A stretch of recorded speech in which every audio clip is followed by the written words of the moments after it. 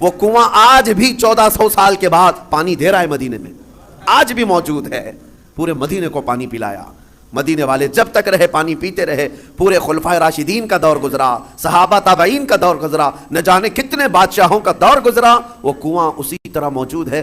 آج کے دور میں بھی جا کر کے دیکھیں، پورا ایک محلہ ہے بیر عثمان نام سے مدینے میں۔ بیر عثمان کا مطلب ہوتا ہے عثمان کا کنواں، پورے محلے کا نام ہے۔ یہ میں آپ کو یہ کہنا چاہتا ہوں، اللہ نے اگر آپ کے پاس کوئی چیز دولت عطا کی، نعمت عطا کی، اس کو اگر مخلوق خدا پر ریٹرن کرتے ہو، ختم نہیں ہوتا، مولا ہمیشہ کے لیے قائم فرما دیتا ہے۔ اور قرآن میں وَأَمَّا مَا يَنْفَعُ النَّاسَ فَيَمْكُثُ فِي الْأَرْضِ، جو لوگوں کو نفع دیتا ہے وہ زمین میں ہمیشہ برقرار رہتا ہے۔ لوگوں کو نفع دیتا ہے وہ زمین میں برقرار رہ جاتا ہے۔ آج کے اس ظالمانہ نظام کے خلاف میں بات کروں گا۔ اقوام متحدہ UN کی رپورٹ کے اعتبار سے، ابھی پچھلے سال کی بات کر رہا ہوں، 2022 میں تقریباً 53 کنٹریز ایسی ہیں جس میں 11.5 کروڑ لوگ صرف بھوک کی وجہ سے مرے ہیں۔ 11.5 کروڑ لوگ بھوک مری۔ یہ دنیا کا اتنا بڑا وہ ہے۔ میں پوچھنا چاہتا ہوں، یہ رپورٹ نکالنے والے وہ بڑا ادارہ ہے، اقوام متحدہ UN، جن کے پاس بڑے بڑے کنٹریوں کے بادشاہ آ کر بیٹھتے ہیں میٹنگوں کے لیے۔ تو رپورٹ نکالنے والوں کو کیا یہ شرم نہیں آتی کہ افریقہ کے غریب بچوں کی تصویریں چھاپ دیتے ہو؟ عربوں کی سونے کی کرسی کو کبھی کیوں نہیں ہلا کر کے پوچھتے کہ تمہارا ایک لقمہ ان کی زندگی بناتا ہے؟ کیوں نہیں پوچھا جاتا؟ دنیا میں یہ نظام نہیں ہے۔ دنیا آج مالداری کے حصول میں اور کمپٹیشن میں اتنی آگے بڑھ رہی ہے، ہر کوئی مال میں کمپٹیشن کرنا چاہ رہا ہے۔ آج عربوں کی حالت بھی دیکھیں آپ جا کر، وہ اونچی بلڈنگیں بنانے میں ایک دوسرے کی دوڑ میں لگے ہوئے ہیں۔ کسی کو 150 منزلے کی بنانی ہے، کسی کو 200 منزلے کی بنانی ہے، اور ایسے ایسے پروجیکٹ پلان لوگوں کے درمیان متعارف کرانا چاہتے ہیں۔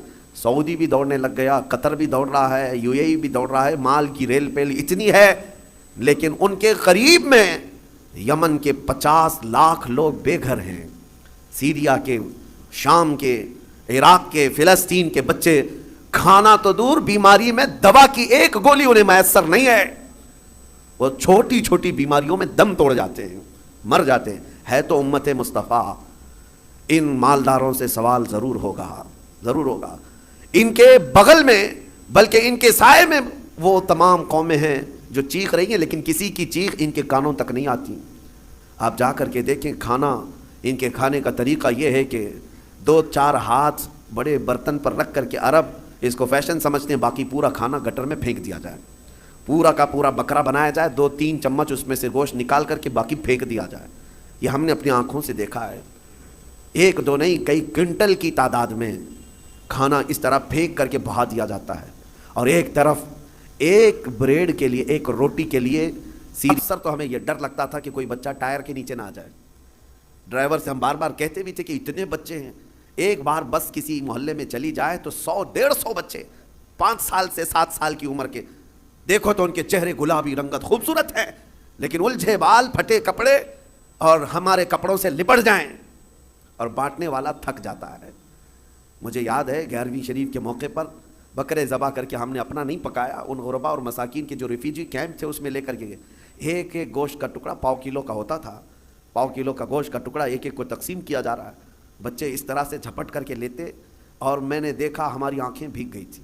وہ جب گوشت کا ٹکڑا لے کر اپنی جھوپڑی میں جا رہے تھے تو چوم چوم کر کے آنکھوں کو لگا رہے ہیں، اور پکار پکار کر کے اپنی اماں سے کہہ رہے ہیں کہ گوشت آ گیا گھر میں، گوشت آ گیا گھر میں۔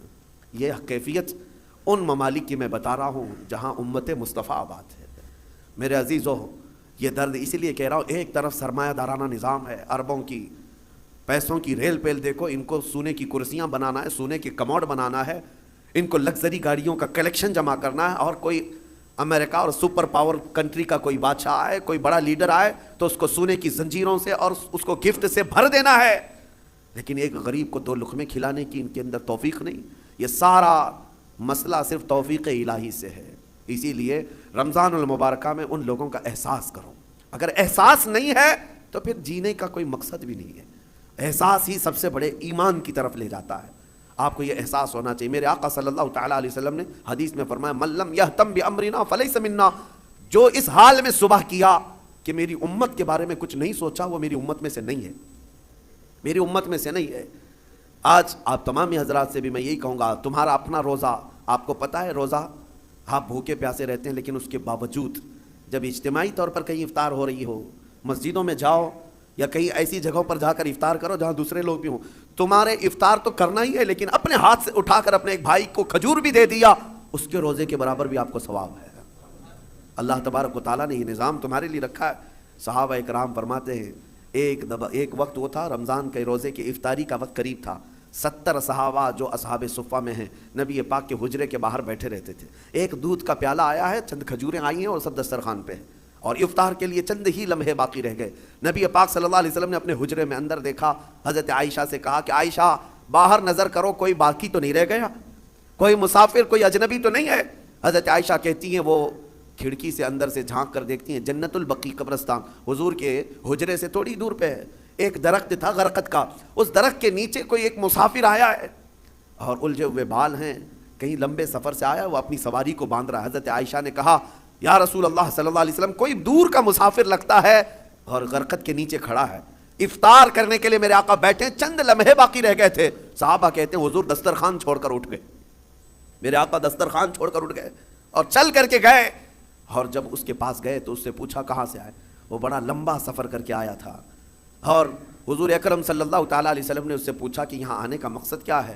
آنے والے نے کہا میں محمد صلی اللہ علیہ وسلم سے ملاقات کے لیے آیا ہوں، میں انہیں دیکھنے آیا ہوں. حضور نے ہاتھ پکڑ کر طلب کیا کہ چلو ہمارے ساتھ، اور حضور اکرم صلی اللہ تعالیٰ علیہ وسلم لا کر کے اس کو دسترخوان پر بٹھائے. اور جب دسترخوان پر بیٹھا ایک دودھ کا پیالہ تھا، حضور نے پیش کیا. وہ آیا ہوا مسافر پورا دودھ پی گیا. یہاں کسی کے لیے، سب روزے والے لوگ ہیں، دودھ پی گیا. نبی پاک صلی اللہ تعالیٰ علیہ وسلم مسکرائے اور کھجور حضور نے اپنے منہ سے تھوڑی سی کھائی اور صحابہ کو دیا. صحابہ کہتے ہیں ساروں نے وہی کھجور کھائی، سبوں نے وہ کھجور کھا لی. اب اس کے بعد وہ بندہ پوچھتا ہے محمد کہاں ہیں؟ جو آیا ہوا ہے وہ کہتا ہے محمد کہاں ہیں؟ نبی پاک صلی اللہ تعالیٰ علیہ وسلم نے اس وقت تک اسے احساس ہونے نہیں دیا میں اللہ کا رسول. سب سے پہلے اس کا پیٹ بھر جائے، سب سے پہلے اس کی ضرورت پوری ہو جائے. پھر صحابہ نے کہا تیرا ہاتھ جس نے تھاما تھا وہی اللہ کا رسول ہے، وہی محمد عربی صلی اللہ تعالیٰ علیہ وسلم ہے. اے احساس ہے میرے عزیزو، آج اللہ تعالیٰ نے کوئی چیز تمہارے پاس دی ہے تو ذخیرہ اندوزی کے جرم میں کبھی مبتلا مت ہونا. ذخیرہ اندوزی کا مطلب یہ کہ خزانے جمع کرتے رہو کرتے رہو. قرآن کہتا ہے والذین یکنزون الذهب والفضة ولا ينفقونها في سبيل الله فبشرهم بعذاب علیم. اللہ فرماتا جو خزانہ جمع کر رہے ہیں، سونا چاندی ذخیرہ کرو ذخیرہ کرو، تمہیں جتنا جمع کرنا ہے جمع کرو، لیکن اس کا حق ادا نہیں کیا، اس کی زکوٰۃ نہ نکالی. اللہ فرماتا ہے اے حبیب ان لوگوں کو بشارت دے دیں دردناک عذاب کی. یوم یحمى علیہا فی نار جہنم فتکوی بہا جباہہم وجنوبہم وظہورہم ھذا ما کنزتم لانفسکم فذوقوا ما کنتم تکنزون. قیامت کے دن اللہ فرما رہا ہے اس دن آگ تپائی جائے گی جہنم کی، اور پھر یہ جو لوگ ذخیرہ اندوزی میں ملوث تھے ان کی پیشانیوں کو داغا جائے گا، ان کی پیٹھ کو داغا جائے گا، ان کے دونوں بازوؤں کو داغا جائے گا، اور پھر ان سے کہا جائے گا چکھو یہ تمہارا وہی مال ہے جس کو تم جمع کر کے سانپ کی طرح بیٹھے رہتے تھے. اگر اللہ نے دیا خوب جمع کرو، خوب حاصل کرو، لیکن اس کا حق بھی ادا کرو، اس کا حق ادا کرو. آج حالات ہمارے پوری امت کے لیے اس قدر دردناک ہیں. میں ایک ریکویسٹ کر کے اپنی گفتگو کو ختم کرتا ہوں. افطار روزانہ کرتے ہیں، دسترخوان پر بیٹھتے ہیں تو جب کھجور اٹھائیں، ہو تو نہیں سکتا، ہماری طاقت نہیں ہے کہ ہم چل کر کے ملک شام پہنچ جائیں، چل کر کے ابھی ہم عراق پہنچ جائیں، چل کر کے ابھی ہم یمن چلے جائیں، لیکن دسترخوان پر کھجور اٹھا کر بارگاہ رب العزت میں یوں تو کہہ سکتے ہو مولا مجھے تو نعمتیں کھلا رہا ہے، تیرے حبیب کی امت میں چھوٹے بچے بھوک سے بلک رہے ہیں، اے اللہ تو نے مجھے کھجوروں کی نعمت دی ہے، اے کریم خدا ان پر تو اپنا خانے نعمت وسیع فرما دے، میرے حبیب کی امت پر تو رحم کی چادر پھیلا دے، ان کے آزمائش کے دنوں کو تو مولا اب ختم فرما دے. یہ دعا روزانہ افطار میں ضرور کر لینا.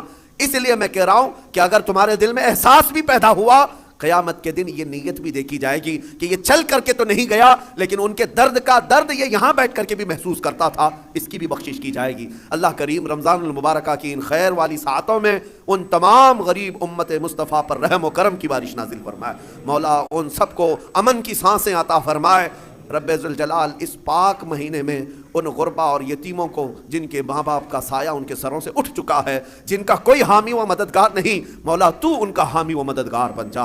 اے کریم خدا تو ان کا ناصر و وکیل ہے، اے اللہ غیب سے ان کے لیے اسباب پیدا فرما. جانتے ہیں حضرت عبد الرحمن بن عوف یہ وہ صحابی ہیں جن کے پاس اللہ نے اتنی برکت دی کہ ان کے انتقال کے بعد ان کی بیویوں کو جو 8واں حصہ تقسیم کیا گیا تھا، 8واں حصہ 4 بیویوں کے درمیان 8ویں حصے میں بھی ایک ایک حصہ جب بیوی کو دیا گیا تھا تو ایک ایک گھر بھر کر کے چاندی جمع کر دی گئی تھی وراثت میں. اس قدر اللہ تعالیٰ نے برکت عطا کی تھی. لیکن یہ کیسے ممکن ہوا کہ ایک مالدار صحابی نے ان کا ہاتھ پکڑ کر بازار میں کھڑا کیا اور انہیں کام پر لگایا اور تجارت سکھائی. یہ طریقہ کار تھا. آج جو سرمایہ دار لوگ ہیں ان کی خواہش صرف یہ ہوتی ہے کہ کتنا کمائیں ہم غریبوں سے, لوگوں سے کتنا مال ہمارے پاس آئے, پروفٹ چاہیے, جہاں سے آئے جمع کرتے جاؤ. کبھی یہ کیوں نہیں سوچتا کوئی کہ جن سے ہم نے خوب کمایا ہے ان پر ہم تھوڑا خرچ بھی کریں, ان کے مصالح کے لیے, ان کے کاموں کے لیے. ہم بڑے بڑے پونجی پتیاں جتنے ہیں ہمارے ملک میں, تو وہ بڑے لوگ ہیں جو دنیا کے ٹاپ لیول پر آتے ہیں, ورلڈ کے سب سے مالدار لوگوں میں آتے ہیں, لیکن ان کا غریبوں میں حصہ کیا ہے؟ جا کر کے دیکھ لو, کچھ بھی نہیں ہوگا, بلکہ لوٹ مار کے علاوہ کچھ نہیں ہے, لوٹ کھسوٹ کے علاوہ کچھ نہیں ہے. یہ تو ہمارے گھروں میں لگنے والی بجلیوں کا اتنا خون چوستے ہیں ہر جگہ پر. تو یعنی جتنے بھی لوگ ہیں ان سے یہ پونجی پتی لوگ صرف کمانا جانتے ہیں, ریٹرن نہیں دینا چاہتے. جبکہ نظام مصطفیٰ یہ تھا, نظام مصطفیٰ یہ ہے. حضرت عثمان غنی رضی اللہ تعالیٰ عنہ بہت بڑے پیسے والے تھے. نبی پاک صلی اللہ تعالیٰ علیہ وسلم کے پاس جب کوئی حاجت مند آتا تو حضور حضرت عثمان کے پاس بھیجتے تھے. اور حضرت عثمان غنی یہ نہیں پوچھتے تھے کہ کس کام کے لیے چاہیے, کتنا چاہیے. نبی پاک صلی اللہ تعالیٰ علیہ وسلم کی طرف سے آیا ہے تو وہ اپنا سب کچھ اتنا دیتے تھے کہ وہ خود اپنے زمانے کا ایک بہت بڑا مالدار بن جاتا تھا. یہ نظام مصطفیٰ ہے. آج زکوٰۃ کا نظام پورا درہم برہم ہے. زکوٰۃ ہمارے یہاں نکالی جاتی ہے لیکن نظام ایسا درہم برہم ہے, کہیں جا کر کے زکوٰۃ کا پیسہ جام ہو جاتا ہے. مستحقین ویسے کے ویسے ہیں. ہمارے مسجدوں کے باہر مانگنے والوں کی تعداد سال بھر میں کبھی کم نہیں ہوتی. یا کچھ لوگ اگر پیشہ ور مانگتے ہیں تو انہیں روکنا چاہیے. میں یہ نہیں کہتا کہ وہ صرف اور صرف غریب مستحقی ہیں, ہو سکتا ہے کچھ لوگ پیشہ بنا لیے ہوں مانگنے کو, لیکن مسلمانوں کو ان تمام چیزوں کو روکنا چاہیے. اور ہماری زکوٰۃ کا جو نظام ہے, اللہ نے سب سے پہلے قرآن میں فرمایا انما الصدقات للفقراء والمساکین. سب سے پہلے زکوٰۃ کے مستحقین فقیر ہیں, مساکین ہیں. اور پھر یہ جو مدارس کا ہے, مدرسوں کو زکوٰۃ, ان کا نمبر قرآن پاک میں سب سے اخیر میں ہے. فی سبیل اللہ, یعنی جو اللہ کی راہ میں ہیں وہ طالب علم ہے. ہاں اگر وہ مستحق غریب ہے, فقیر ہے تو ٹھیک ہے, وہ بھی نمبر 1 پر زکوٰۃ لے سکتا ہے. لیکن آج ہمارے لوگوں میں ایک ذہن میں یہ بات بیٹھی ہے کہ زکوٰۃ صرف اور صرف ایک جگہ جو مدرسوں کو دی جاتی یہی ہے, وہ ایک حصہ ہے. آپ ضرور دیں, جو مستحق ادارے ہیں وہ دین کا نظام چلا رہے ہیں ضرور دیں, لیکن آپ آس پاس کبھی نظر نہیں کرتے, اپنے ارد گرد نظر نہیں کرتے. قرآن پاک میں ان فقیروں کا ذکر کیا گیا ہے کہ جو شرم کے مارے تم سے مانگتے نہیں وہ حقیقت میں فقیر ہے. حیا کی وجہ سے تمہارے پاس ہاتھ نہیں پھیلاتے, وہ حقیقت میں فقیر ہیں, اور ان کو دینے پر اللہ نے تمہارے بہت بڑے اجر کا وعدہ فرمایا. یہ احساس آپ کو خود کو ہونا چاہیے. میں آج ایک مثال دوں. نبی پاک صلی اللہ تعالیٰ علیہ وسلم کا جو نظام ہے, سیدنا عثمان غنی رضی اللہ تعالیٰ عنہ کا جو مال تھا, حیرت ہوتی ہے آج بھی مدینہ طیبہ میں حضرت عثمان غنی کا اکاؤنٹ چل رہا ہے. آج بھی ان کے بینک کا کھاتا چل رہا ہے. 14 صدیاں گزر گئی. ان کے نام کی جائیداد آج بھی موجود ہے. ان کا باغیچہ, ان کا کنواں جو انہوں نے خرید کر کے وقف کیا. جس کے پاس مال ہے وہ اگر اپنے سرمایہ کو ریٹرن قوم تک پیش کرتا ہے تو اس کا مطلب یہ نہیں ہے کہ اس کا سرمایہ کم ہو جائے گا. تاریخ کی سچائیاں بتا رہی ہیں 14 سینچریاں گزر گئی لیکن ان کے مال میں ابھی بھی کمی نہیں ہے. مدینہ طیبہ میں ان کے نام کی پوری ہوٹل بھی ہے, وقف عثمان بن عفان. حضرت عثمان غنی رضی اللہ تعالیٰ عنہ کے وقف کی ہوئی چیزیں آج بھی مدینے میں موجود ہیں اور سرمایہ کما رہی ہیں, آج بھی کما رہی ہیں. مدینہ طیبہ میں جب حضور تشریف لائے حالات کیا تھے؟ ایک ہی کنواں تھا میٹھے پانی کا, اور وہ بھی یہودی کے قبضے میں تھا. وہ پانی بیچتا تھا تو پانی بیچا جاتا تھا. ظاہر سی بات ہے یہ استحصال آج بھی کچھ لوگ کرتے ہیں. جب ضرورت کی چیزیں نہیں ملتی مارکیٹ میں تو کچھ مالداروں کے پاس یہ چیزیں ہوتی ہیں, اور وہ لوگوں کو جو 10 روپے کی وہ 100 روپے میں بیچتے رہتے ہیں. یہ احتکار اسلام میں ناجائز و حرام ہے. لوگوں کی مجبوری کا فائدہ اٹھانا. جب تمہارے لیے ضرورت تھی, یہ 5 روپیہ کا ماسک جو ہے 50 روپے میں بھی بیچا جا رہا تھا, کیونکہ اب لوگوں کو ضرورت تھی. تو لوگوں کی ضرورت کو دیکھ کر کے اس کا منافع بڑھا دینا اور لوگوں کی مجبوری کا فائدہ اٹھانا, اسلام اس کی کبھی اجازت نہیں دیتا. جب مدینہ طیبہ میں آئے, ایک یہودی سب کو پانی بیچ رہا ہے, پینے کا پانی. صحابہ جو غریب تھے حضور کی بارگاہ میں آئے, عرض کیا کہ یا رسول اللہ صلی اللہ علیہ وسلم, اتنی غریبی ہے کہ ہم پانی خرید کر نہیں پی سکتے۔ حضور اکرم صلی اللہ تعالیٰ علیہ وسلم نے اعلان فرمایا، کوئی ہے ہم میں سے جو اس کنویں کو خرید کر کے اللہ کی رضا کے لیے وقف کرے اور مسلمانوں کو پانی پہنچائے، اس کے لیے اللہ تعالیٰ جنت کی پوری نہر عطا فرمائے۔ حضرت عثمان غنی کھڑے ہوئے، مال والے تھے، پیسے تھے، کہا کہ یا رسول اللہ صلی اللہ علیہ وسلم مجھے اجازت دیں، میں یہ سودا کرتا ہوں۔ گئے، لیکن ماننا بھی تو چاہیے۔ جو مالک ہے کنویں کا اس کے پاس آیا، یہودی تھا، اس سے کہا تو یہ کنواں مجھے بیچ دے، اور ریٹ لگانا شروع کیا۔ کتنا، جو تھا ہی نہیں اس وقت کا ریٹ، آپ نے 1000 درہم سے شروع کیا، 1000، 2000، 3000، 4000 درہم چاندی کے سکے کو کہتے تھے۔ 10,000 درہم پر بھی لگایا، وہ دینے کو تیار نہیں ہوا، کہا نہیں میں بیچوں گا نہیں کنواں۔ پھر حضرت عثمان غنی نے ایک راستہ ہی نکالا، کہا اچھا ٹھیک ہے تو نہیں بیچے گا، پارٹنرشپ میں تو کر لیتے ہیں، آدھا آدھا کر لیں گے، تو آدھا مالک میں آدھا مالک، ایک دن تو بیچ ایک دن میں بیچوں گا۔ وہ اس بات پر راضی ہوا کہ کنواں تو میرے پاس ہی رہے گا، پارٹنرشپ میں لے لوں گا۔ 12,000 درہم چاندی کے سکے دے کر حضرت عثمان غنی نے کنویں کی آدھی ملکیت اپنے حاصل کر لی، آدھی ملکیت لے لی۔ اب اس کے بعد طے یہ پایا تھا کہ ایک دن یہودی کے قبضے میں رہے گا، ایک دن حضرت عثمان غنی کے قبضے میں رہے گا۔ اس کے قبضے میں جب ہے وہ پانی بیچے، جب ان کے قبضے میں ہو تو یہ پانی بیچے۔ حضرت عثمان نے آدھا پارٹنرشپ میں لیا اور مدینے میں آ کر اعلان کر دیا، جسے پانی چاہیے وہ میری باری کے دن مفت میں لے جائے، جس کو اپنے پانی کی ضرورت ہے۔